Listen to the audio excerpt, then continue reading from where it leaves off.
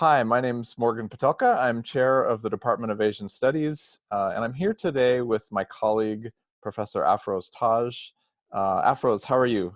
Very good, wonderful. Thank you very much doing this. Nice to I'm see you really today. fine and a little bit busier than before because now I can see some projects in the house waiting for us. We never got chance. Yeah, So it's funny it's wonderful. how all of a sudden our working lives and our personal lives have no boundaries. No Uh, boundaries. Yeah. part of what I want to talk to you about today is actually, let's start with that challenge. Um, How have you had to adjust in terms of your teaching and your thinking about your classes to this new COVID-19 reality that we find ourselves in? Very good question. In fact, see, this is so interesting. See, I have taught through teleconferencing for 10 years, Hmm. and that was the commitment uh, from UNC and NC State and Duke that I'll be teaching through teleconferencing in 1995, I'm talking about. Hmm. But I was teaching the language courses.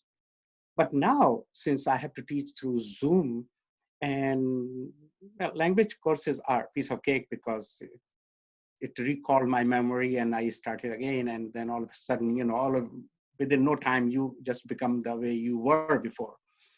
The the main challenge is to teach Bollywood cinema Hmm.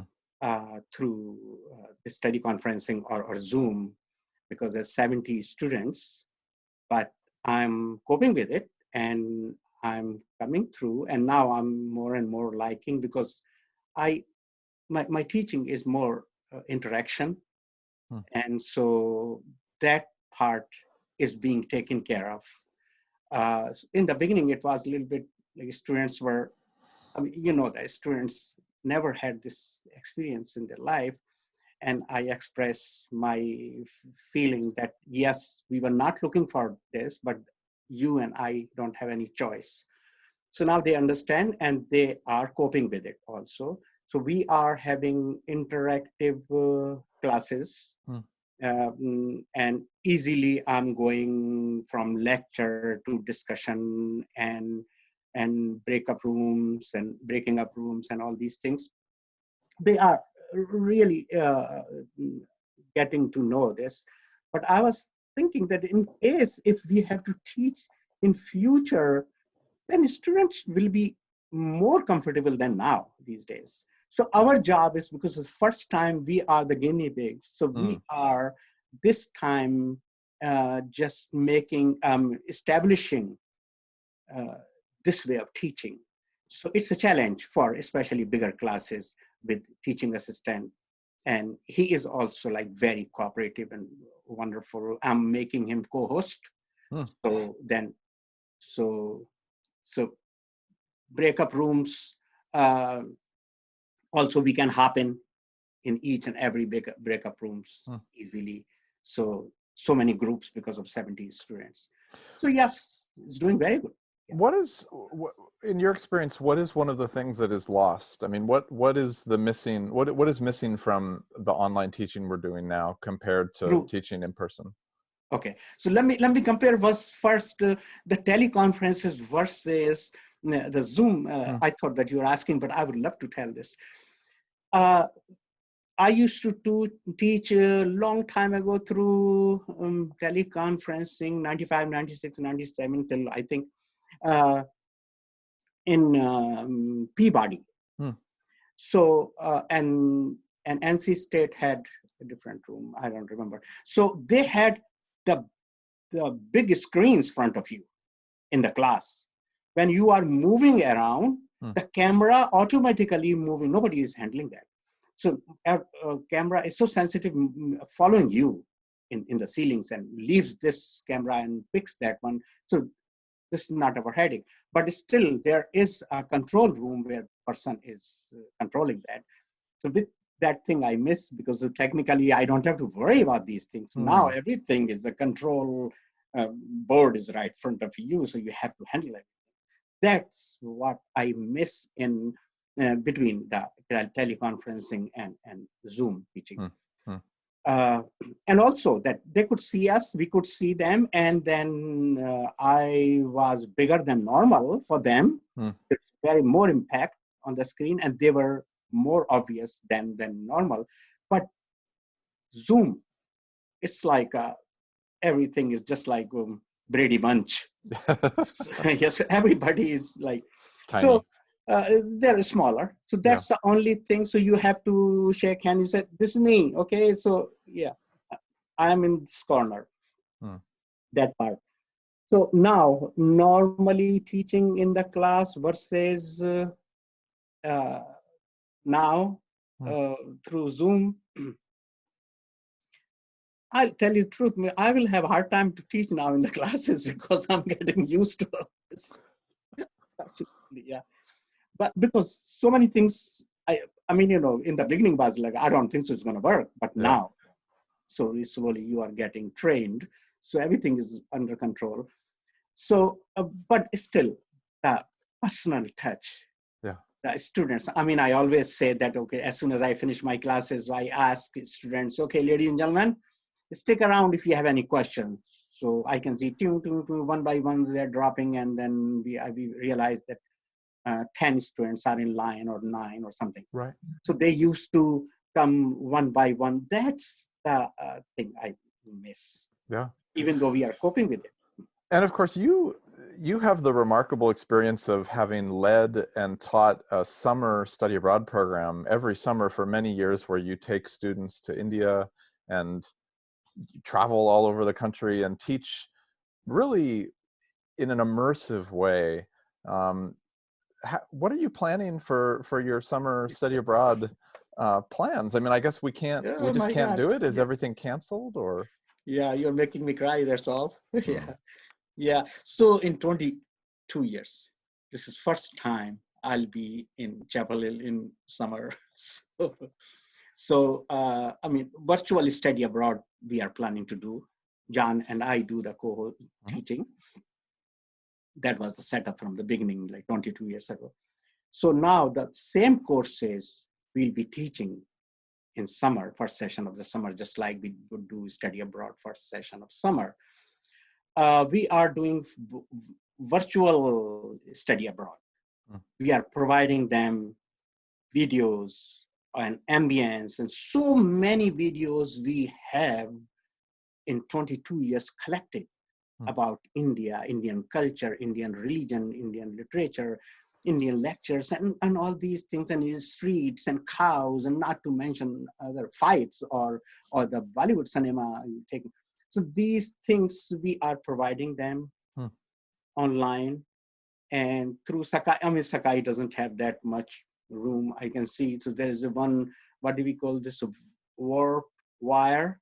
Have you Mm. heard this? Warp Wire, yeah. Yeah. So that's how I'm teaching in like Bollywood cinema class, I see. like because I'm saving my lecture time.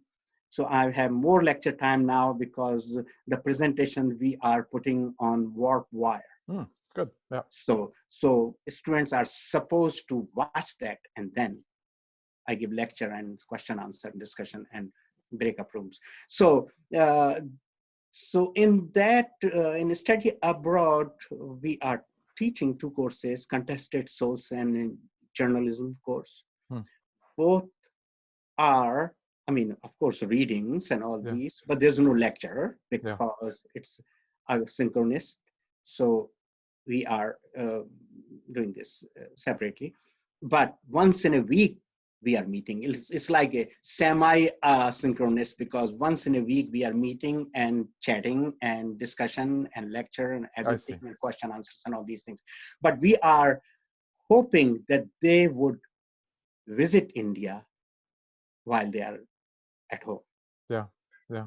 That's did I give your Yeah, questions? of course. It's just as I mean, you and I both have devoted our careers to educating young people about cultures and languages and histories that are very distant for many of them, and it's so sad now to not be able to bring them there and give them that direct exposure.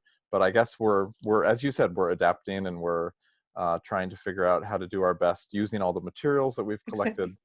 but I and, just, the and you are smell, helping non-stop. I mean, department is helping so much, like, but and they so much won't get to boost of we hear are getting. this. They won't hear the sounds and smell the smells and the touch of that live experience. So I can't wait for us to get back to Right. those person-to-person learning experiences. Um, one other amazing educational product that you're involved in is your Geet Bazaar Sunday morning radio show. Yeah. How long have you been doing Geet Bazaar? This is our 24th year. In Wonderful. 1996, we started. So, how have you adapted to this age of COVID-19? Are you still on the air? Yeah, we're still on the air. I just wanted to tell you about Geek Bazaar. And since, have you heard sometime? Did Hmm. you get chance? I mean, depends on Oh how yeah, of much time course. we have. Oh, okay. So like lots of colleagues heard me on NPR, as you know, right? So, and I talked about that, like growing South Asian community in the area, and their cultural needs and role of um, that how much they need the visual uh, Hmm. evidence of the growing culture. In fact, so so so they invited me to tell about Geet Bazaar, so which I would love to tell. My goal was like it's pretending the brainless entertainment. Okay, just Bollywood, hip hop, and all these things, and older songs. Mostly older requests are coming these days in COVID-19. I don't know why. Hmm. Like so much, I can see that recalling their memories, or they are bringing the past, Yeah. and somehow nostalgia is being presented. I don't select the songs. They select. They means audience. Audience are like more than 50,000 people. I mean, so many. Several times we did that. I'm not talking about online, Hmm. just on radio. Yeah. Yeah. But these days, radio listening is becoming less, and online, because there is a app Ah. they they provided. Hmm. So app is in everybody's telephone. So Yep. they have, yeah. So my goal is that pretending, like sugarcoating, pretending the brainless entertainment, providing their requests and all these. But in the back of mind is the service, like integration. Hmm. We talk about that we bring the community together, and awareness of these days coronavirus, Yeah. and you must have noticed or not, like I wrote some songs Hmm. and put the music in it and put together just as a comedy. As somebody, there's a hoax started from India that okay, you Hmm. eat a lot of onion, then you will never have coronavirus. So I wrote a song. Yes, a lot of onions will keep people away from you. So that's how you don't get the coronavirus. Not it's anything. So these kind of things. Yeah. So we are, the purpose of Eid Bazaar is bringing community together before or now these days, because I mean, I take the phone calls, people are calling and Yeah. discussion. And all this. So just to like pretending that we are together, Hmm. and coronavirus one day we'll defeat, and we are defeating on this way also as well. We will. Well, somehow amidst all of this work, you have had time to do some of your own research and to work on a writing project. Can you tell us a little bit about that? Yes, the book I'm working on, and finally I got a chance to work on my proposal. So I'm putting proposal together. Wonderful. Yes, and the book's name is Becoming Bollywood: Hmm. The Transformation of the Parsi Theatre After 1900. Hmm. So about the transition from the musical theater Mhm. to musical films. So musical films means all films are musical, in fact, Hmm. because a musical, every Bollywood films, I'm sure that one or two you saw in your life. Hmm. So yeah, so mostly films are musical, like the song are embedded in it with the story, Mm, or give you break from the story sometimes, just like the theater used to do, like the Ramayana scene is going on, Ramlila scene, and all of a sudden one comedian came and it started to sing. So these are the carryovers of Parsi theater. These are the clues mm, which brought my attention. And then I digged in Parsi theater and I found out, wait a minute, there is a link between Parsi theater and Bollywood. mm, A lot of carryovers, like the love stories, music, romance, songs, and all these things, and Urduized culture, which mm, is like a Parsi theater's culture, because the Parsis are the Zoroastrians who came from, Iran in 5th century, in fact. mm, So 5th, 6th century. So these people got this idea that, okay, wait a minute, and I'm talking about like 1850s, 1860s, mm, they got this idea, wait a minute, we should do the theater and entertain Britisher. mm, The British were inviting the dancers and singers from England and France and mm, Spain. So they thought, wait a minute, we can do that. They means the Zoroastrian people. Zoroastrian is the name of religion, mhm, and Parsi is the name of, community. So ethnicity. So the Parsis thought that, why don't we provide the same entertainment? And they, as an experiment, they did. mm, And they realized, wait a minute, it's working. And slowly became a serious genre, Parsi theater.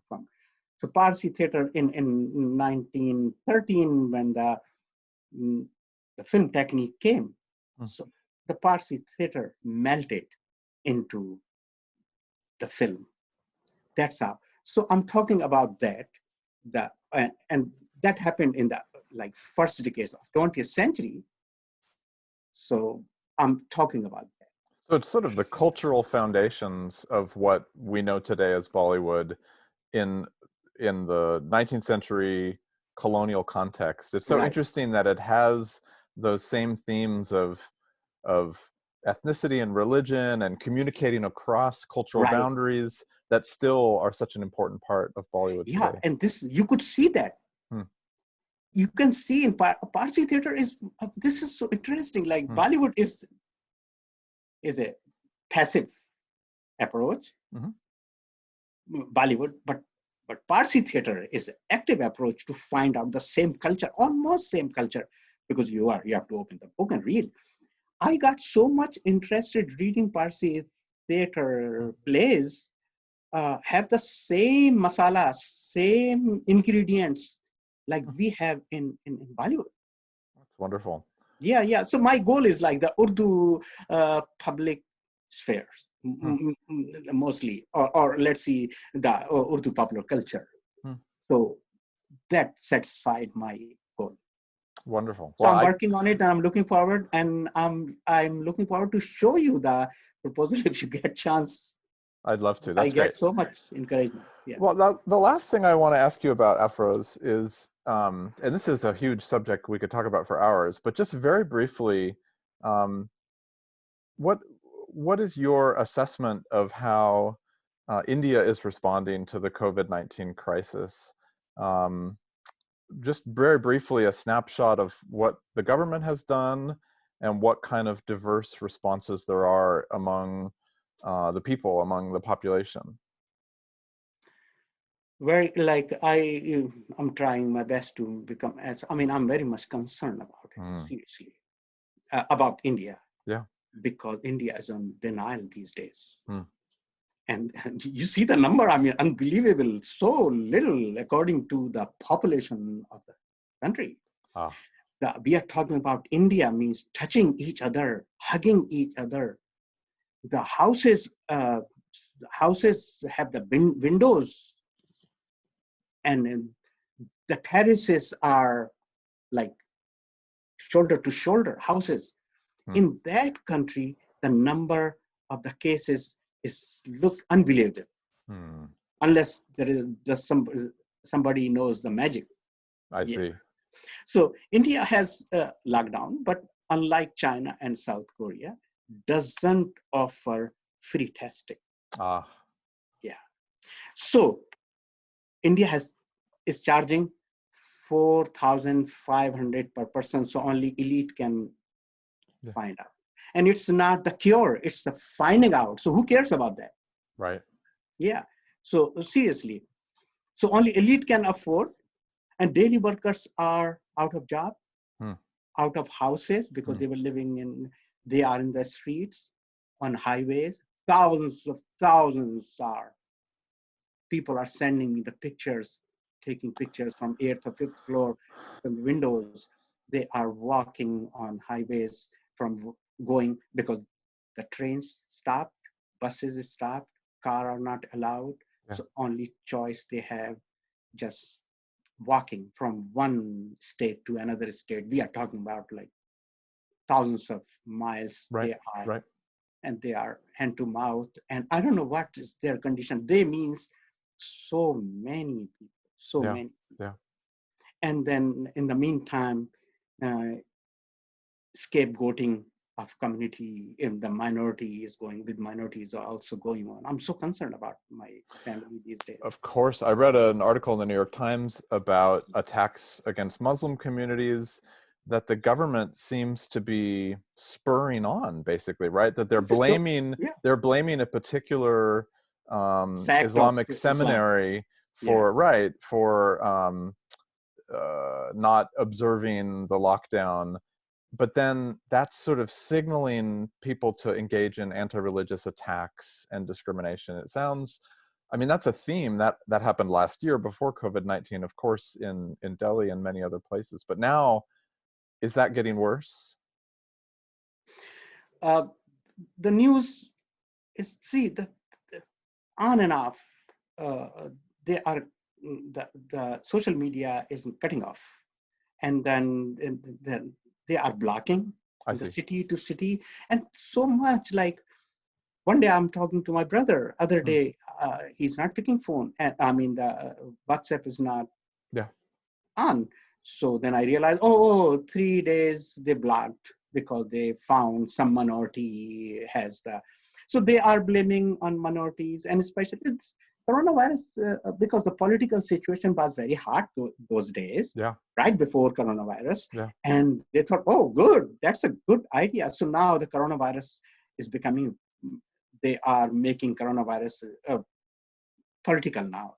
yeah. So so is becoming politicized in India so vast, I mean, so easily. Yeah. So they because they are saying that Jamaat-e-Islami, they are together. But there are some cases. I'm sure Yes. there must Yes. be. Yeah, Yeah, sure.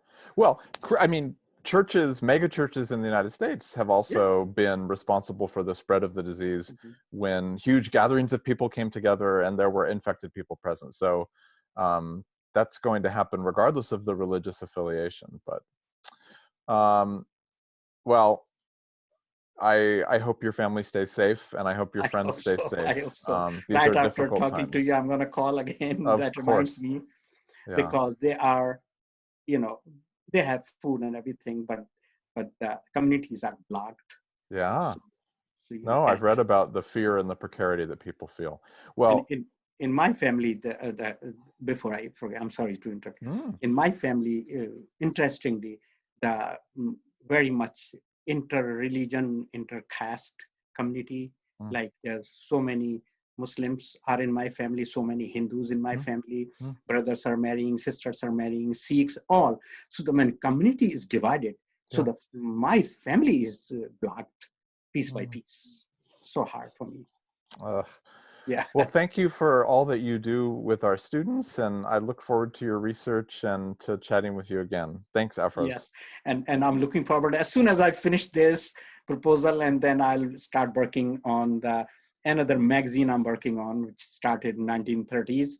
And remember Shama magazine? Ooh, And so articles are already on, and they are published in. And I have an article coming up. Uh, Urdu Annuals, Journal of Urdu Annual. Sorry, Journal of Urdu Studies. That's Oh, a peer review article, got wonderful. accepted. So I'm looking forward for that. Congratulations. All right. Thank you, Afroz. Thank you. Thank you very much. Thank you for doing this. I appreciate that.